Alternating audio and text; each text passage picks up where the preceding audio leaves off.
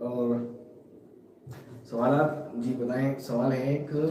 ہاں اور جو ہے جی ایک نے یہ پوچھا کہ کچھ علماء اکرام نے ایک لفظ سنا ہے حدیث کا مفہوم، پر مفتی صاحب یہ مفہوم لفظ کا کیا مطلب ہوتا ہے بتائیں مفہوم کا دیکھیں مطلب. جی اب سوال بڑا زبردست ہے ان کا کہ لوگ تو یہ کہتے ہیں حدیث کا مفہوم ہے. اب مفہوم کا کیا مفہوم ہے وہ بتائیں نا. تو دیکھیں مفہوم جو ہے اس کے معنی ہی ہوتے ہیں کہ حدیث سے یہ سمجھا گیا ہے. یعنی ہم جیسے بولتے تھے نا اردو میں کہ یہ حدیث کا مطلب ہے، تو اس کو اچھے سے دیکھیں. اگر ہم یہ کہیں کہ یہ حدیث کا مطلب ہے، اس کا مطلب یہ ہوگا کہ میں پراپر وہی بات بول رہا ہوں جو حدیث میں ہے، سمجھیں. اس لیے ہم یہ نہیں کہتے حدیث کا مطلب ہے. اگر ہم یہ کہیں گے کہ یہ حدیث کا مطلب ہے تو اس کا مطلب یہ ہوتا ہے کہ حدیث میں یہی لکھا ہے جو میں آپ کو بول رہا ہوں.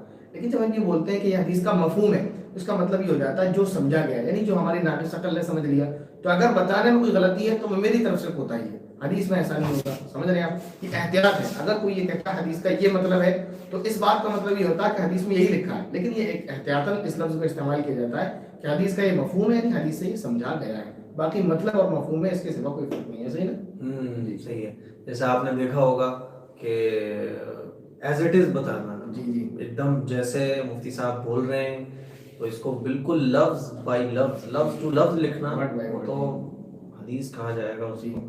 اور وہ بات کو جیسے ڈائریکٹ انڈائریکٹ، ڈائریکٹ بات اگر آپ بیان کر رہے ہیں وہی تو وہ حدیث ہے اللہ کے نبی صلی اللہ علیہ وسلم کی. اور اگر آپ حدیث بہت بڑی تھی، اب مان لیجیے کسی نے آپ سے پوچھا یار یہ جو حدیث مفتی صاحب نے سنائی تھی یہ کیا تھی، اس حدیث میں کیا حضور نے فرمایا ہے، تو آپ نے وہ دو لفظوں میں کہہ دیا یا اس کو کہ دیکھو بھائی یہ بتانا اس حدیث میں یہ چاہ رہے ہیں پیغمبر اور اللہ کے نبی صلی اللہ علیہ وسلم نے اس حدیث میں یہ بیان فرمایا ہے.